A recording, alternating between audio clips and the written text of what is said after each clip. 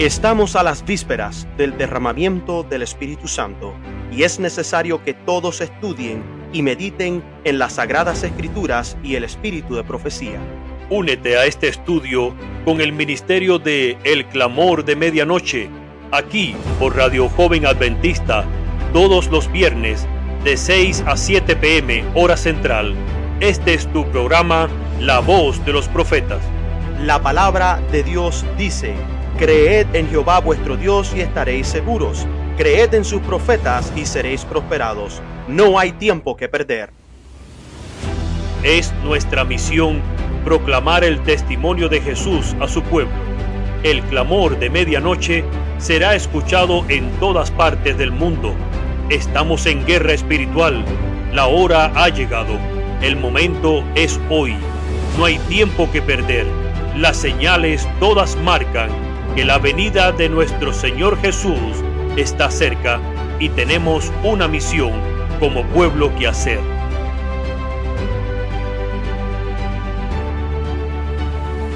Hermano y hermana que escuchas en este momento, escucha el llamado para la preparación espiritual de tu vida. Cristo viene, prepárate, el esposo viene, Él viene y muchos no lo saben. Hay que cumplir el llamado, salid a recibirle, mirad hacia el cielo, Cristo está a las puertas. Con Eugenio Alejo, Yeser Alejo y el pastor Cecilio Pérez, te invitamos a que te unas a este movimiento profético, La Voz de los Profetas.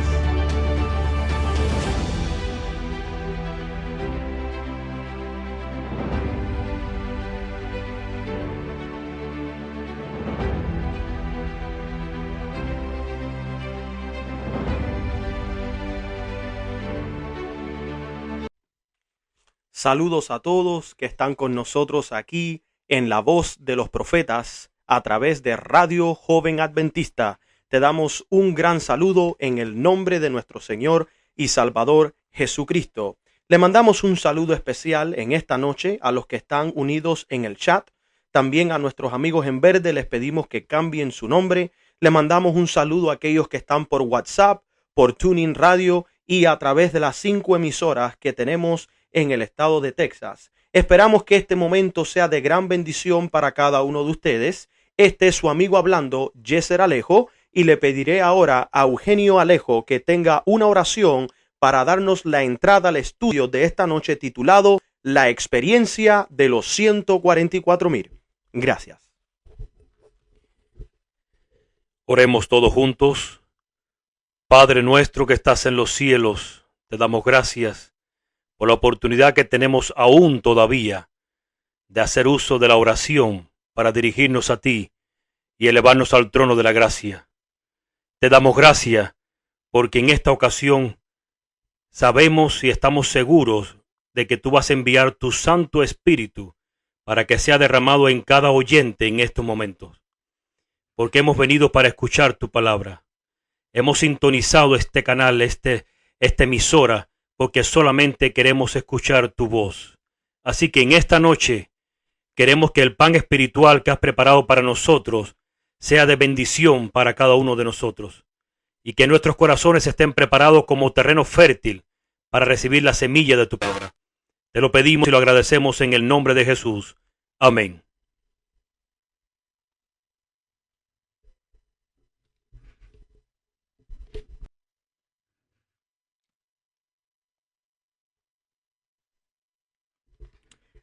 Familia en Cristo, en esta noche vamos a tener un tema muy especial que va titulado La experiencia de los 144,000.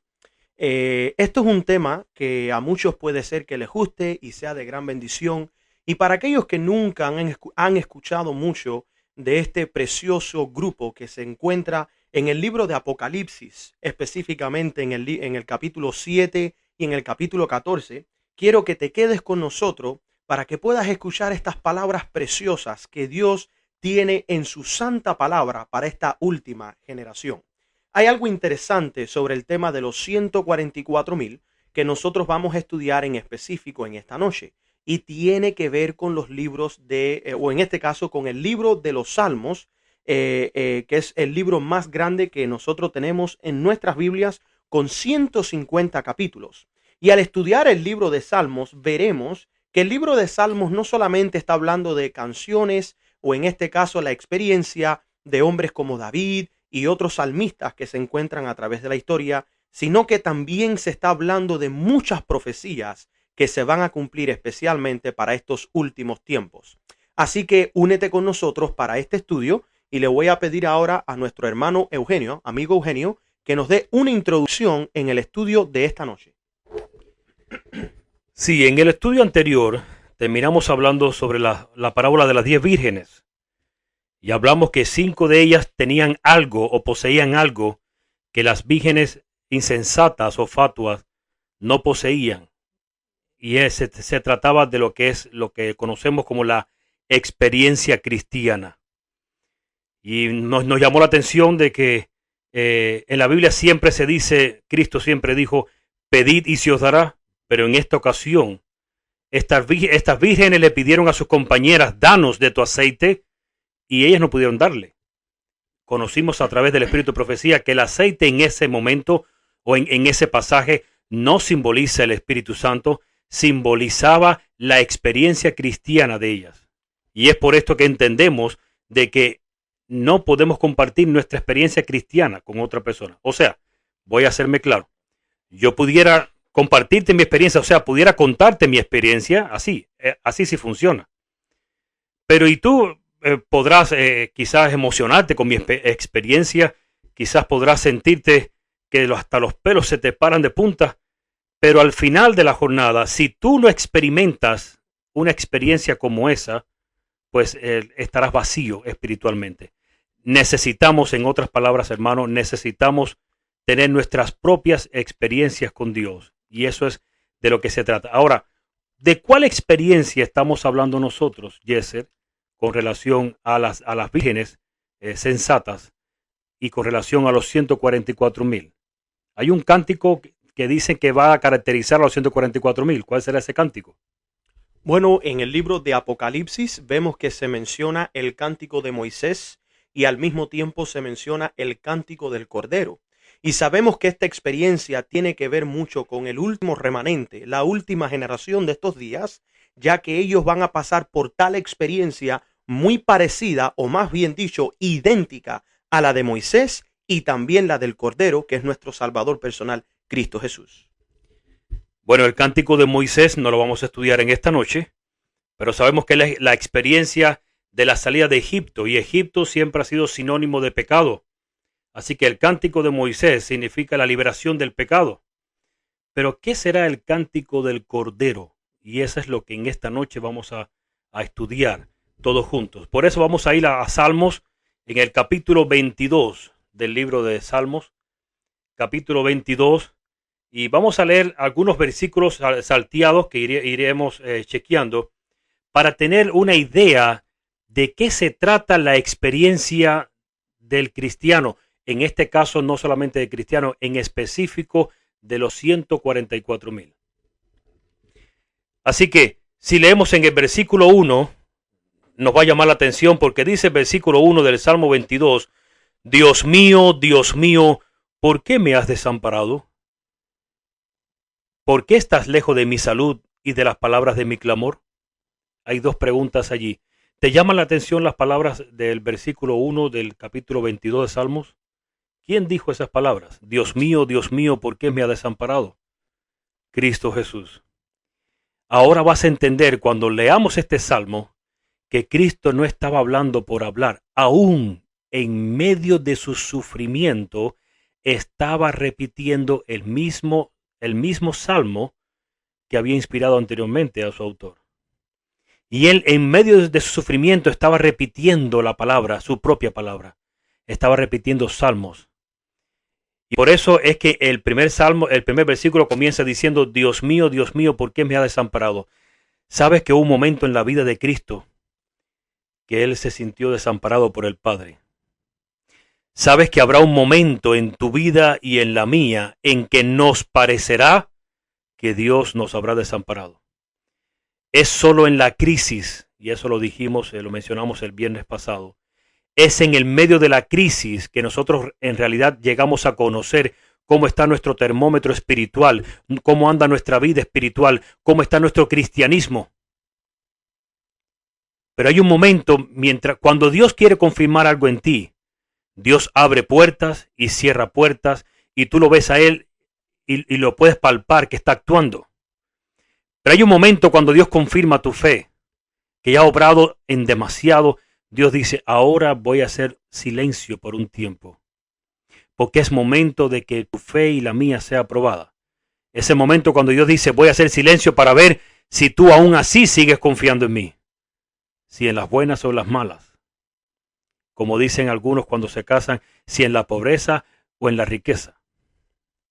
Entonces hay un momento, y sabes que habrá un momento para los 144,000, cuando llegue el tiempo de angustia, donde ellos clamarán igual que Cristo, donde ellos sentirán de que Dios los ha desamparado, de que Dios ya no escucha sus oraciones, y pudiera ser que ahora mismo esta sea la experiencia de algunos de nuestros oyentes. Y quiero que sepas que Dios no está ajeno a ti. Dios no ha cerrado sus oídos, tan solo hace silencio. Y debemos aprender a confiar en Él, aún en medio de su silencio, porque Él está obrando y algo grande está trayendo en medio de su silencio. Y sigo leyendo, versículo 4, por ejemplo, dice, en ti esperaron nuestros padres, esperaron y tú los libraste, clamaron a ti y fueron librados, esperaron en ti y no se avergonzaron. Aquí el salmista está hablando, tú te presentaste a nuestros padres, ellos esperaron en ti y tú obraste. Esto es la experiencia que ellos nos han contado, las historias que nos han contado, pero se trata de que hoy la mía contigo aparentemente no se parece a la que mis padres me han hablado. Y de eso es de lo que se trata. Si nosotros nos ponemos a analizar, en el Antiguo Testamento tenemos experiencia de hombres que pasaron por grandes situaciones y pruebas, y fue difícil en el momento. Incluso si nos ponemos en sus zapatos, pudiéramos pensar que ellos se sintieron de esta misma forma. Tenemos a José, el joven José en Egipto, que fue entregado y vendido por aquellos que tenían su propia sangre. Fue hecho esclavo, llevado a una casa extranjera, a un país extranjero, con una lengua extranjera y una cultura extranjera. Pero vemos que José siempre se mantuvo fiel hasta el final y Dios le dio una gran recompensa. Pero también nosotros tenemos a Abraham.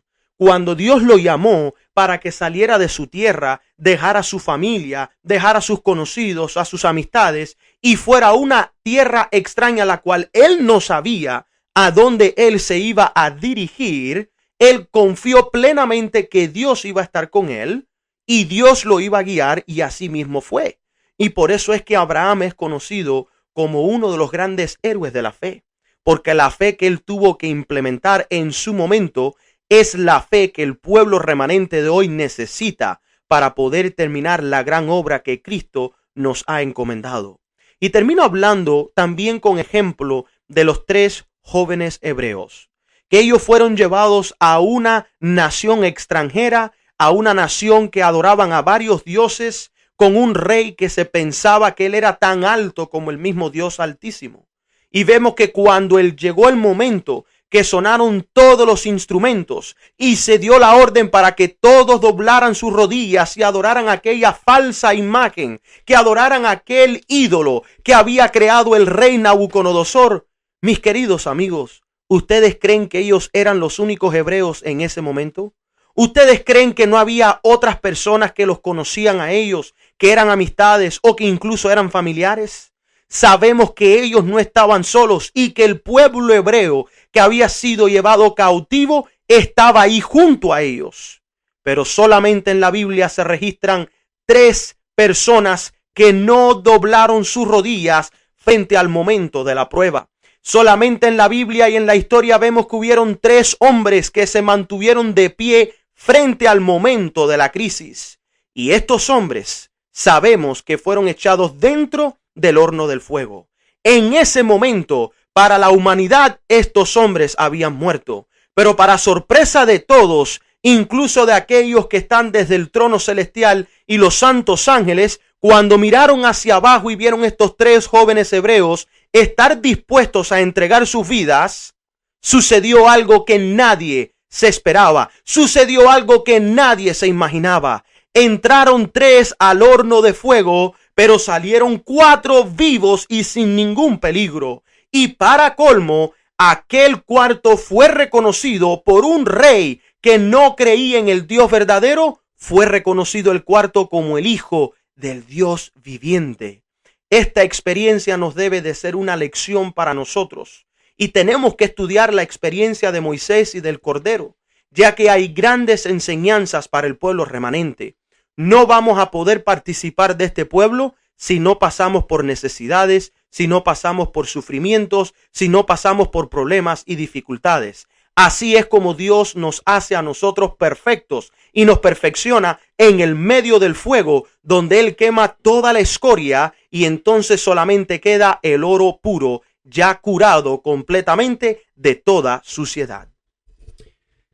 Yeser, ¿sabes qué sucede cuando hablamos de la experiencia? ¿De qué nos servirá a nosotros la experiencia cristiana?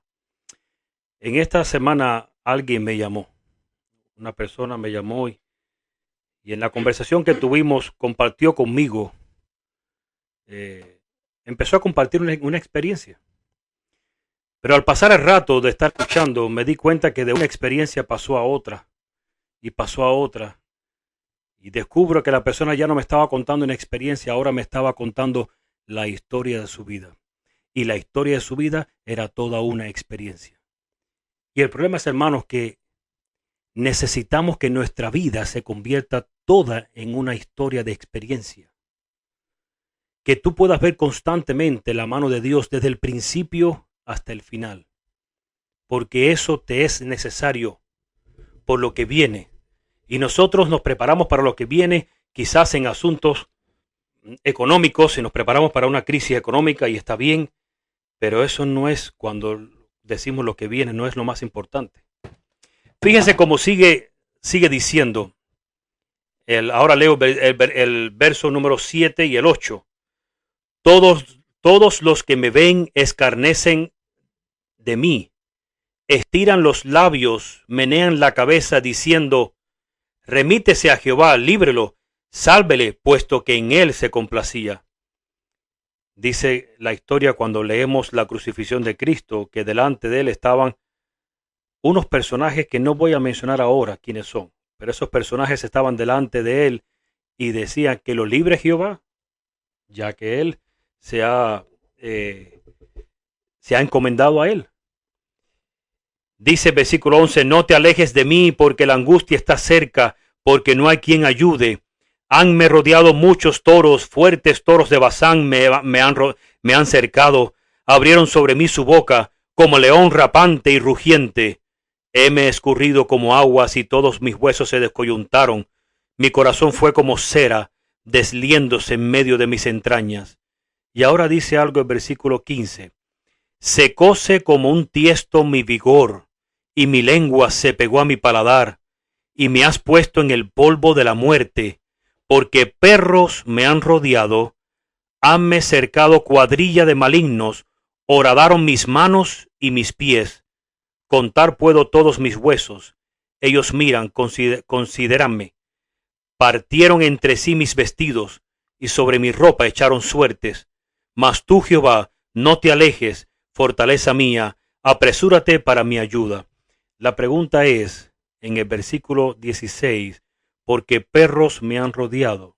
Y yo había mencionado que delante de Cristo en su crucifixión habían unos personajes en específicos que se estaban burlando de él, gritando que le libre Jehová, ya que él se encomendó a él. Y ahora dice el versículo 6, porque perros me han rodeado. ¿Quiénes son los perros del que habla el salmista? Y para tú saber algo de la Biblia, lo primero que tienes que hacer no es ir a una biblioteca, sino ir a la propia Biblia para ver quiénes son los perros en la Biblia. Y eso nos envía a Isaías capítulo 56, versículos 10 y 11. y el 12 también. Versículos 10, 11 y 12 del capítulo 56 de Isaías. Y miren cómo dice, sus atalayas, ¿quiénes son los atalayas? Sus líderes, quienes estaban frente a Cristo cuando le estaban escarniendo y crucificando, los escribas y los fariseos y los sacerdotes. Dice, sus atalayas son ciegos, todos ellos ignorantes, todos ellos perros mudos, no pueden ladrar, soñolientos, echados, aman el dormir, y esos perros comilones son insaciables, y los pastores mismos no saben entender, todos ellos siguen sus propios caminos, cada uno busca su propio provecho, cada uno por su lado. Venid, dicen, tomemos vino, embriaguémonos de sidra, y será el día de mañana como este o mucho más excelente. ¿Sabes que como parte de la experiencia de los 144,000 es que tendrás a un liderazgo frente a ti burlándose? Por creer en las mismas doctrinas que Cristo enseñaba en su tiempo, por creer en el mismo cristianismo que Cristo estaba enseñando en su tiempo, por estar del lado de tu maestro, sabrás que te van a escarnecer aún hasta tus propios líderes de la iglesia, aún tu familia. Dice Mateo 10 que el enemigo del hombre serán los de su casa. Y sigue diciendo el Salmo, el versículo 21 del Salmo 22, sálvame de la boca del león y óyeme librándome de los cuernos de los unicornios. Dice, anunciaré tu nombre a mis hermanos, en medio de la congregación te alabaré. Los que teméis a Jehová, alabadle, glorificadle simiente toda de Jacob, y temed de él vosotros, simiente toda de Israel. Y así ustedes pueden seguir leyendo el Salmo 22. Nosotros vamos a dar un salto. ¿Saben qué pasa con el Salmo 22 que después le sigue el Salmo 23? Y quizás hayan personas que digan, bueno, hermano, es lógico que si después del 22 le sigue el 23, pero yo no estoy hablando del número 23. Estoy hablando del Salmo en específico que está en el capítulo 23. ¿Y cuál es el problema? Tienes que leer bien los tres salmos. Es Salmo 22, el Salmo 23 y el Salmo 24. En el 22 hay algo, una experiencia amarga, un momento de prueba, de aflicción. En el Salmo 24 vas a ver que es el Salmo de la victoria. Es el Salmo donde se describe la entrada triunfal de Cristo cuando resucitó. Pero entre los dos salmos está el 23. ¿Y el 23 a qué se refiere? Si has pasado por la experiencia que has pasado, si has aprendido a confiar en el Señor, en medio de la prueba, cuando Él hace silencio, cuando aparentemente no nos escucha, si hemos aprendido a hacer esto, entonces llegará un momento cuando leamos el Salmo 23 que esto será una experiencia en nosotros. Y el versículo 1 dice, este es un salmo bien conocido por todos. Todos los cristianos lo repiten. Todos lo conocen este salmo aún de memoria. Dice, Jehová es mi pastor y nada me faltará. Y yo te hago la primera pregunta. ¿Qué te está faltando? Porque si algo te está faltando, dice el Salmo 23, Jehová es mi pastor y nada me faltará. Así que si humanamente yo creo que algo me está faltando, es porque no lo necesito. Pero al mismo tiempo, el Salmo 23 es el momento cuando hemos aprendido a vivir. Hemos tenido tanta experiencia con Dios que ahora nada nos asusta. Ni aún lo que me pueda faltar, porque aquí el versículo 1 está hablando en futuro. Nada me faltará. No está diciendo que nada me falta ahora, sino que en el futuro La confianza en Dios es tan grande que el salmista está diciendo, Jehová es mi pastor, y como Él es mi pastor, por lo tanto, en el futuro nada me faltará. Pero tú podrás decir eso solamente si tienes una experiencia, si has pasado por una serie de experiencias como esta persona me estaba hablando esta semana, que no me estaba contando una experiencia, ni dos, ni tres. Fue toda una historia, era toda una serie de experiencias. Llega un momento que si yo le preguntara a esa persona, ¿serías tú parte de las palabras de Pablo cuando dijo, ¿quién me apartará del amor de Cristo? Tormenta, tribulación, naufragio, nada. Entonces, Jehová es mi pastor y nada me faltará. Y ahora fíjate si el asunto no se trata de que nos falta algo, se trata de que cuando confiamos en Dios, nosotros no tenemos ni que desesperarnos, porque sigue diciendo, en lugares de delicados pastos me hará comer. Así dice la Biblia. La Biblia no dice, en lugares de delicados pastos me hará comer. ¿Y por qué dice, en lugares de delicados pastos me hará yacer? Porque con Dios es seguro el pasto. Porque mi problema no está en el hambre ni en la necesidad. Mi problema está en confiar en Él. Por eso dice, en lugares de delicados pastos me hará yacer, estaré seguro. La certeza de que mi pan y mi agua serán ciertas será una realidad de mi vida, aunque ahora mismo no lo tenga. Y sigue diciendo, confortará mi alma. Y hasta ahora está hablando en futuro. Confortará mi alma, guiaráme por sendas de justicia por amor de su nombre. Pero ahora viene el versículo 4. Y este sí no está en futuro. El versículo 4, si lo lees bien, está en presente. Aunque ande en valle de sombra de muerte, no temeré mal alguno porque tú estarás conmigo, aunque esté andando en eso, en ese valle de sombra. Y ojo con este asunto de sombra de muerte, porque hay personas que le agregan de sombra y de muerte. Es ahí, no está ahí. Es un valle de sombra de muerte. ¿Y qué cosa es la sombra de muerte? La muerte que nosotros experimentamos ahora es una sombra de la muerte, de la segunda muerte que experimentarán las personas, los impíos que se perderán. ¿Y por qué esta es una sombra? Porque fíjate bien, de esta muerte, impíos y justos van a resucitar. Creyentes y no creyentes van a resucitar. Y usted me dirá, ¿cómo? Sí. Lo que pasa es que uno para vida eterna y otros para confusión y perdición. Pero de esta muerte, todos van a resucitar. Y a veces tenemos temor de esta muerte. Y el médico nos dice, te quedan 3 meses de vida. Y nos desesperamos porque creemos que ya no hay más nada después de esto. Y hay algo más después de esto.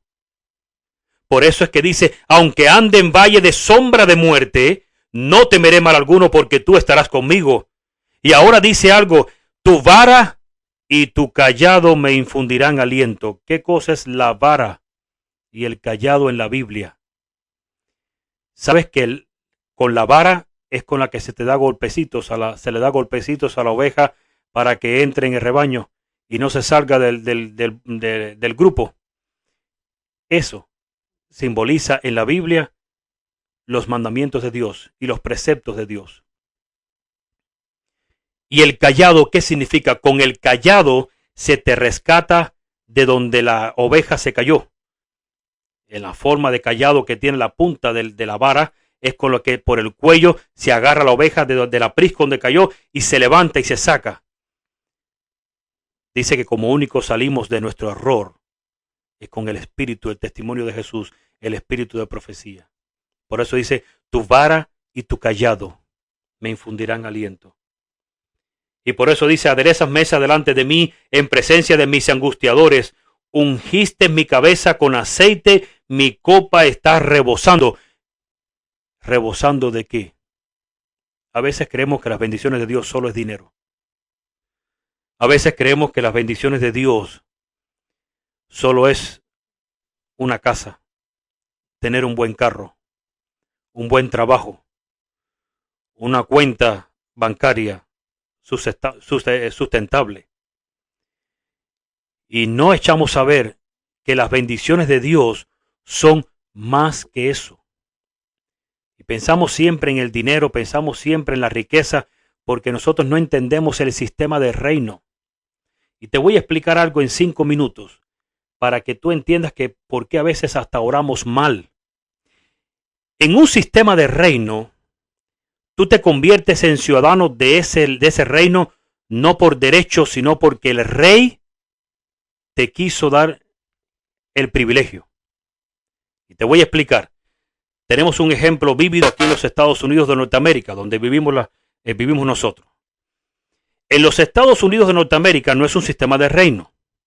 Por lo tanto, si tú quieres ser ciudadano de este país, necesitas cumplir con una serie de requisitos que se pide. Se pide que llegues a este país, te quedas aquí al año y un día, aplicas por la residencia, luego a los 5 años tienes derecho a aplicar a la ciudadanía y ese derecho lo tienes por una ley que existe y es para cualquiera que cumpla con esos requisitos. Pero en un sistema de reino, en un país o en un sistema de reino como tal, si tú te conviertes ciudadano no es porque tú vas a hacer una aplicación y vas a esperar un tiempo para luego hacer otra aplicación. No se trata de eso. Se trata de que el rey quiera darte el privilegio de convertirte en ciudadano de ese país.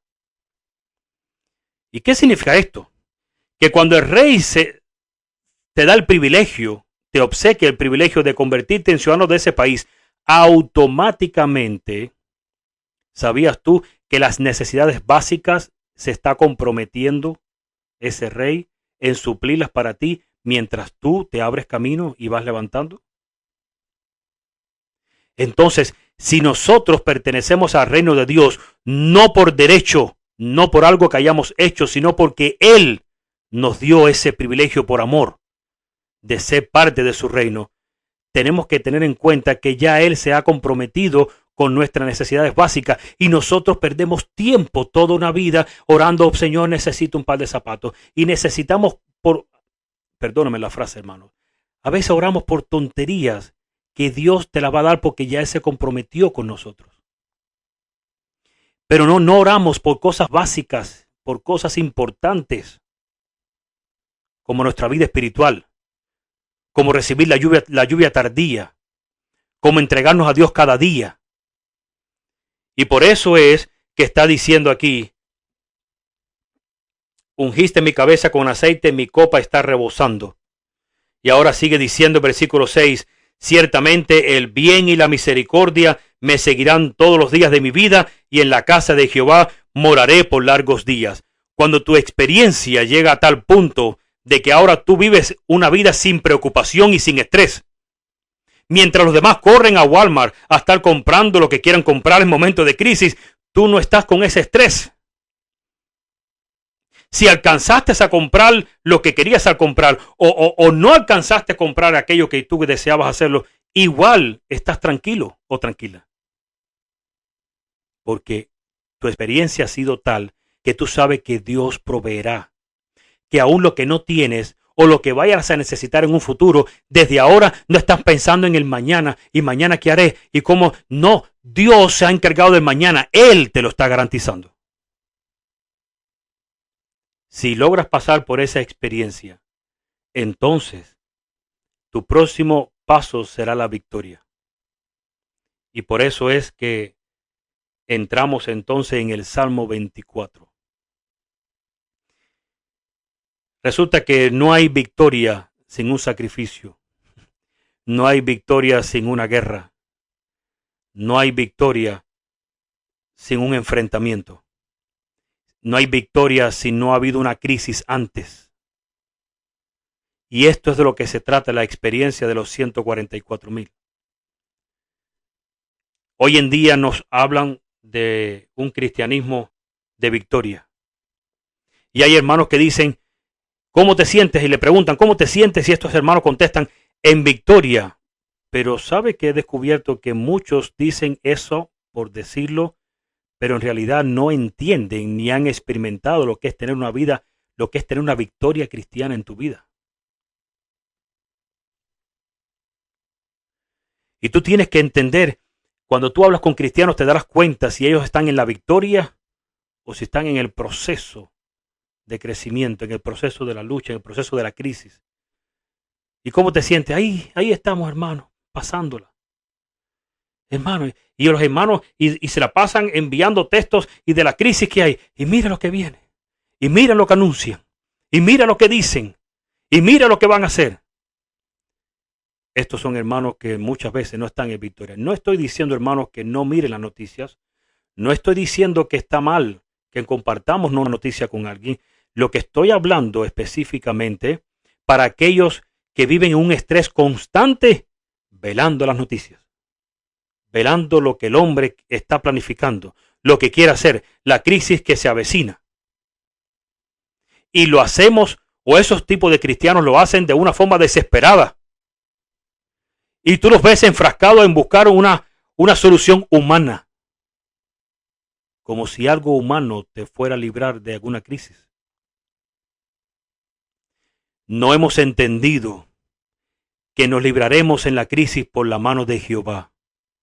No hemos entendido que en medio de la crisis subsistiremos por la mano de Jehová. No hemos entendido que solo se sale de la crisis por la mano de Jehová. No hemos aprendido, no hemos empezado la experiencia del Salmo 22 y mucho menos hemos aprendido el Salmo 23. Y desgraciadamente hay muchos que lo tienen el Salmo 23, igual que el 91, como si fuera un amuleto. Se van a operar y vamos a repetir el Salmo 23, porque creen que repitiendo el Salmo 23 ya están espantando los malos espíritus, digamos, por decir algo.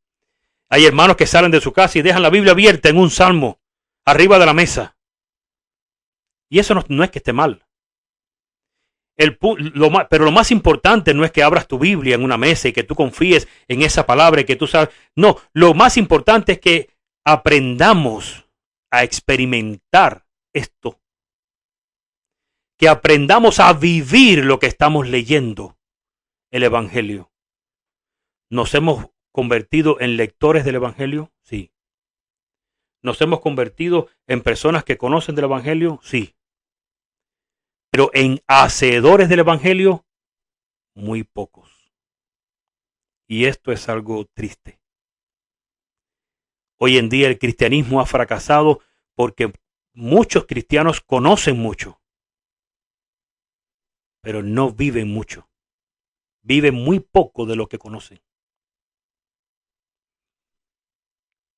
Y por eso podemos leer en el Salmo 24, versículo 1, dice: de Jehová es la tierra y su plenitud, el mundo y los que en él habitan. Fíjense cómo empieza este salmo. Anunciando que de Jehová es la tierra y su plenitud, el mundo y los que en él habitan. Fíjate, de esto hay mucha tela por donde cortar. De este versículo 1. Porque si yo te preguntara a ti, de todo el dinero que tú ganas, ¿cuánto es tuyo y cuánto es de Jehová? Y algunos me dirían, 90% es mío y 10% de Jehová. No, todo es de Jehová. Solo que Él te pide que saques 10 para un lado y tú puedes usar el resto de los 90. Pero ninguno es tuyo. Y nosotros creemos, no, lo de Jehová son 10, esto es mío, yo puedo vivir con esto como yo quiera. Y así podemos poner nuestros hijos. ¿De quiénes son nuestros hijos? De Jehová. A veces criamos nuestros hijos como si no fueran de Jehová. No los criamos para el reino de los cielos, los criamos para el reino de este mundo, porque los queremos que llenen sus cuartos de títulos y de cosas, y no estoy diciendo que sea malo ni que sea bueno. Mi punto es que si llenas tus cuartos de títulos y te olvidas de Jehová, o se logran esos títulos pisoteando la ley de Jehová, entonces no los estás criando para el reino de los cielos. Aquí hay mucho por donde hablar. Y creo que pudieran ser palabras duras para muchas personas. Palabras difíciles de lo que estoy diciendo. Y sigue diciendo el versículo 2, porque Él la fundó sobre los mares y afirmóla sobre los ríos. Y sigue, ¿quién subirá al monte de Jehová? ¿Y quién estará en el lugar de su santidad? Ahora dice, el limpio de manos y puro de corazón, el que no ha elevado su alma a la vanidad, ni jurado con engaño. Este es la característica de los que subirán al monte de Jehová. El limpio de manos y puro de corazón. ¿Cómo te haces limpio de mano y puro de corazón? Lo primero es que si no tienes una experiencia con Cristo, no vas a tener tus manos limpias ni el corazón puro. Si no posees el Espíritu de Cristo dentro de ti, no vas a tener manos limpias ni vas a poseer un corazón puro. Dice el versículo 5, Él recibirá bendición de Jehová y justicia del Dios de salud. Tal es la generación de los que le buscan, de los que buscan tu rostro, oh Dios de Jacob. ¿Cómo es que dijo? Tal es la generación de los que le buscan, de los que le buscan tu rostro, oh Dios de Jacob. Así que, ¿cómo es esa generación? Le volvemos a leer del versículo 3. ¿Quién subirá al monte de Jehová? ¿Y quién estará en el lugar de su santidad? Ahora hace una lista. El limpio de manos, el puro de corazón, el que no ha elevado su alma a la vanidad, ni jurado con engaño. Él recibirá bendición de Jehová y justicia del Dios de salud. Tal es la generación de los que le buscan. Y por eso que ahora dice el Salmo 7, si esa es la generación, estos son los 144,000 que han pasado por esta experiencia, ahora pueden entrar a la santa ciudad. Y por eso el versículo 7, alzad, oh puertas, vuestras cabezas, y alzaos vosotras puertas eternas, y entrará el Rey de Gloria. ¿Quién es este Rey de Gloria? Jehová, el fuerte y valiente, Jehová, el poderoso en batalla. Alzad, oh puertas, vuestras cabezas, y alzaos vosotras puertas eternas, y entrará el Rey de Gloria. ¿Quién es este Rey de Gloria? Jehová de los ejércitos, Él es el Rey de la Gloria.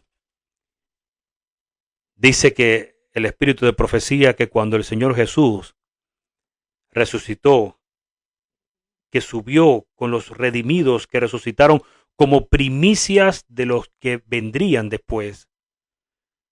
Dice que los ángeles cantaban a las puertas eternas. Alzad, oh puertas, vuestras cabezas, y alzaos vosotras puertas eternas.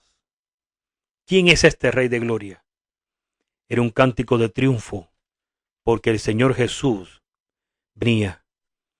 Pero justo cuando se abren las puertas que Cristo empieza a entrar, dice que los ángeles iban a irrumpir en gloria y en alabanza al Creador. Pero dice que levantó su mano y con un ademán mandó a detener todo. ¿Por qué? Primero tenía que presentarse al Padre. Y de este asunto hablaremos en otra ocasión. Y ahora tenía que presentar su justicia. ¿Y de qué se trataba su justicia? De su obediencia. Tenía que presentar su vida delante del Padre. Tenía que presentar su experiencia. Y cuando presentó sus manos y sus pies, presentó el manto de salvación que había tejido. Y ahora les presenta las primicias que había llevado, que había resucitado con él. Entonces dice que cuando el Padre se levantó y dijo, hecho está, la justicia ha sido declarada. Cristo, el Padre había aceptado en Cristo toda justicia y toda buena obra, y se había hecho el plan, se había consumado el plan de salvación para el hombre. Entonces dice que los ángeles irrumpieron en alabanzas con el Creador, a tal punto que se derramó el Espíritu Santo en el cielo, y los discípulos que estaban en el aposento alto, que ya se habían arreglado los unos con los otros, que ya se habían quitado ese orgullo de entre ellos y estaban en espera de que el Espíritu fuera derramado, dice que se derramó el Espíritu. Igual como dice Salmo 23, mi copa está rebosando. Rebosó el Espíritu del cielo y cayó sobre los discípulos. No podremos recibir el Espíritu Santo para este tiempo si no poseemos una experiencia como Cristo y una victoria como Cristo. Y el Salmo de la victoria es el 23 en el sentido que si tú has aprendido a vivir en la crisis y a confiar en Él, esa es tu victoria. Y por ende, al poseer esa victoria en ti, ahora puedes participar de la victoria de la entrada triunfal al cielo, que sería el Salmo 24. Por eso que en el Salmo 24 no se te pide que seas limpio de manos ni puro de corazón. No se te está pidiendo. Está diciendo quiénes son los que subirán. Los que ya tienen las manos limpias. Los que ya poseen un corazón puro. En el Salmo 24 es el Salmo de la victoria a la entrada triunfal. Y esta es la experiencia de cuando la Biblia dice el cántico de Moisés y del Cordero, la experiencia del Cordero. Aprendamos a vivir en la crisis. Desgraciadamente muchos pasan por la crisis y de nada les ha servido. Pero otros pasan por la crisis y han aprendido y eso es bueno. Entonces lo malo no es pasar por la crisis, lo malo es que hayas pasado y no hayas aprendido nada. Lo malo es que hayas pasado por la crisis y no hayas visto nada, por lo cual Dios te estaría hablando. Porque por gusto no pasas por la crisis. Y por eso es que debemos aprender a no quejarnos en la crisis. La crisis es para mantenernos pegados a Dios. ¿Sabes que Pablo, después que recibió la vista, le quedaron los ojos, como decimos nosotros en español, lagañosos? Le supuraban los ojos.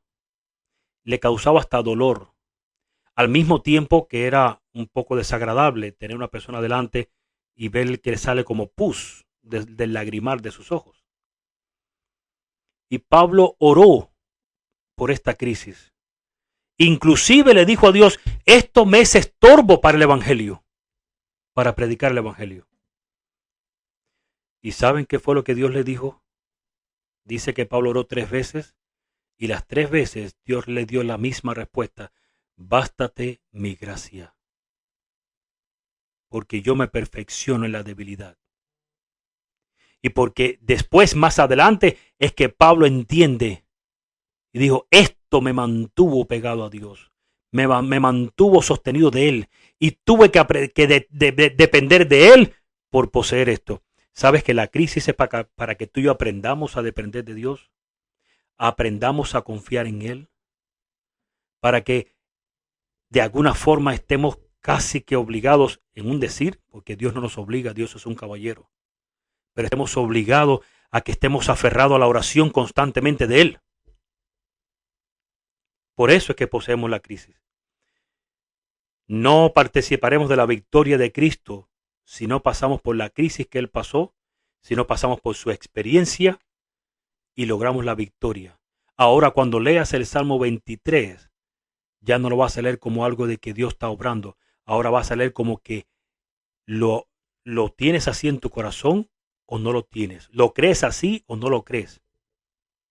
Y si no lo crees, ahora cuando leas el Salmo 23, le vas a decir al Señor, necesito aprender que tú eres mi pastor y que nada me va a faltar para no desesperarme. Y ahora cuando leas el versículo 2 y dice, en lugares de delicados pastos, necesito aprender que yo lo que necesito no es exactamente lo que yo creo. Es simplemente estar confiado de que tú estarás obrando y que en ti tengo lo que yo quiera. Y así vas a avanzar. Te exhorto que en esta semana leas el Salmo 22, 23 y 24. Léelo, vuélvelo a leer, profundice en él y pidámosle a Dios que se convierta en una experiencia para tu vida y que esa experiencia tú la puedas transmitir a tu esposa. O si eres una ama de casa que vive sola o quizás una ama de casa que vive con su familia y ella es la cabeza de la familia, pues con tus seres queridos, con tu mamá, con tus hijos, con quien quiera que vivas. Si eres una persona que compartes una habitación con otro, pues con tu compañero o compañera de cuarto. Comparte esta verdad y aprendamos a vivir la experiencia cristiana, que es lo único que nos puede ayudar para el resto de las crisis que vienen. Tenemos mucho de qué hablar, tenemos mucho de qué investigar. El Señor está obrando maravillas y está revelando su verdad cada día. Familia en Cristo, espero que este estudio les haya sido de gran bendición. No hemos terminado con el tema de los 144,000. No hemos terminado con este tema que tiene que ver con la experiencia del Cordero, también la experiencia del profeta Moisés. El próximo viernes continuaremos este estudio sobre los 144,000. Algo interesante que tenemos que compartir con ustedes es que aunque la hermana White dice que no debemos de nosotros estar discutiendo o haciendo debates sobre quiénes son los que van a ser parte de este número, porque ellos dentro de poco lo sabrán, ella sí dice que debemos de intentar con todas nuestras fuerzas de ser parte de ese número especial, de ese grupo 144,000 que reciben la bendición de Dios, que reciben su Santo Espíritu y son llenos de poder para predicar la palabra de Dios. Hay muchas verdades en la Biblia que están escritas específicamente para el pueblo remanente, para lo último que va a quedar en este tiempo frente a la gran crisis que viene sobre todo sobre todas estas circunstancias. Mis queridos, hemos visto esta semana como el gran terremoto de Turquía y que también estuvo en Siria ha destruido mucho.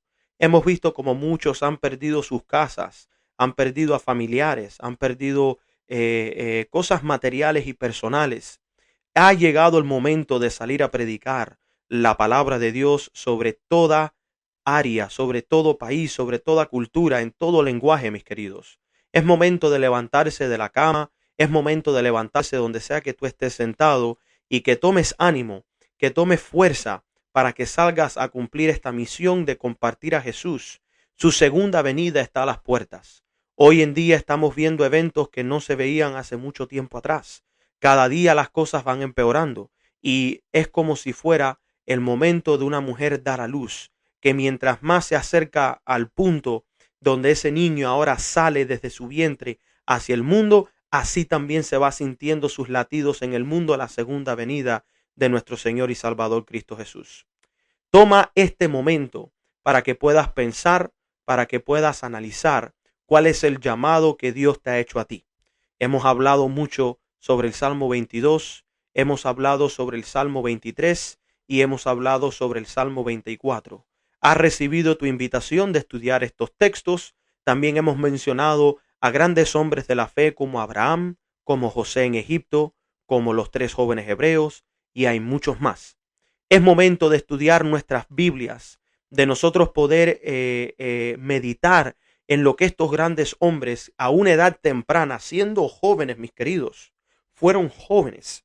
Abraham fue joven cuando Dios lo llamó fuera de Ur de los Caldeos. José fue joven cuando incluso fue hecho el segundo en Egipto. Los 3 jóvenes hebreos eran jóvenes cuando ellos estaban ahí frente a la gran estatua y fueron enviados al horno del fuego. También tenemos a Daniel cuando fue tirado en el foso de los leones.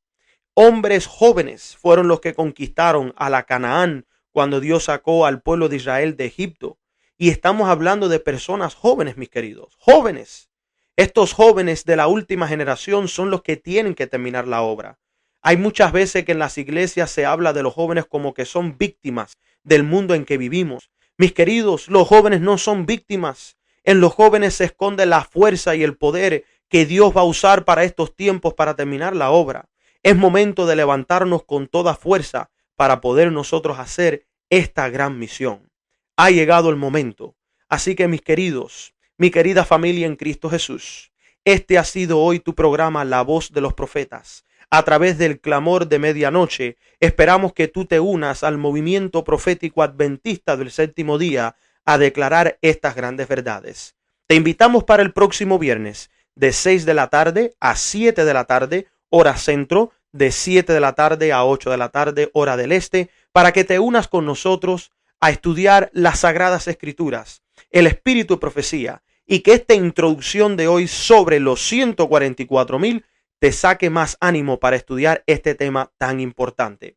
Vamos a terminar con unas palabras de oración y vamos a meditar en estas palabras que hemos leído en la santa palabra de Dios. Te pido que cierres tus ojos para orar en esta noche y oremos.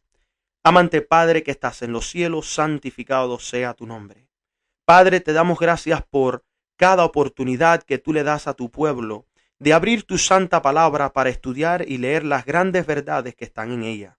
Te damos gracias, Padre, porque sabemos que para esta última generación tú vas a levantar un poder, vas a entregar un pueblo a tu Santo Espíritu para que Él tome posesión y haga la obra que tú has querido que sea cumplida en el mundo entero. Pedimos, Padre, que tú nos prepares en estos momentos para nosotros poder salir con fuerza y con poder y con valor a predicar el mensaje de los tres ángeles. Bendice esta obra que tú has levantado, bendice esta radio, la Radio Joven Adventista, donde se debe de predicar las palabras de Cristo y donde el testimonio de tu Hijo amado debe de llegar a todos los lugares de esta tierra. Pedimos una gran bendición para los locutores, pedimos una gran bendición para los directores, pedimos una gran bendición para cada uno de los que están escuchando, que ellos puedan sentir la presencia de tu Hijo amado Cristo Jesús a través de tu Santo Espíritu en sus vidas, que ellos puedan sentir la presencia de aquel que vino, se hizo carne, sufrió, murió en la cruz por perdón de nuestros pecados, resucitó al tercer día y ha prometido regresar a buscar a un pueblo fiel. Te lo pedimos todo en el nombre de Jesús. Amén. Y nos despedimos de ustedes usando la mayor de las bendiciones que Dios ha dejado en su palabra para su pueblo. Y dice así: Jehová te bendiga y te guarde. Jehová haga resplandecer su rostro sobre ti y tenga de ti misericordia. Jehová alce sobre ti su rostro y ponga en ti paz. Querido oyente de Radio Joven Adventista, que esta promesa, que esta bendición llegue hasta ti y hasta tu casa. Dios te bendiga y te guarde, de ahora y para siempre. Amén.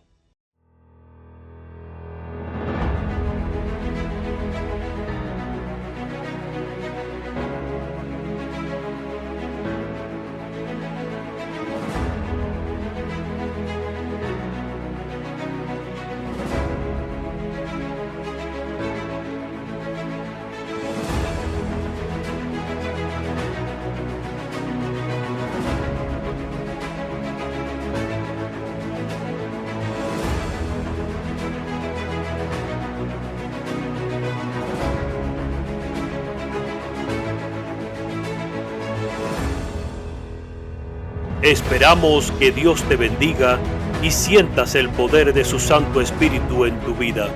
Prepárate para salir y encontrarte con el esposo, helo aquí, que viene en las nubes de los cielos. Sigue adelante, pueblo de Dios. Sigue adelante, iglesia adventista. No te desanimes, no te rindas. Mira a tu Redentor Cristo Jesús. Él prometió no dejarnos huérfanos y prometió estar con nosotros todos los días de nuestras vidas hasta que aparezca en gloria y majestad. No hay tiempo que perder. El momento es hoy. La hora ha llegado. Únete a nosotros. Únete al movimiento profético adventista del séptimo día. Pueblo de Dios, levanten sus cabezas porque nuestra redención está cerca. Este ha sido hoy tu programa, La Voz de los Profetas.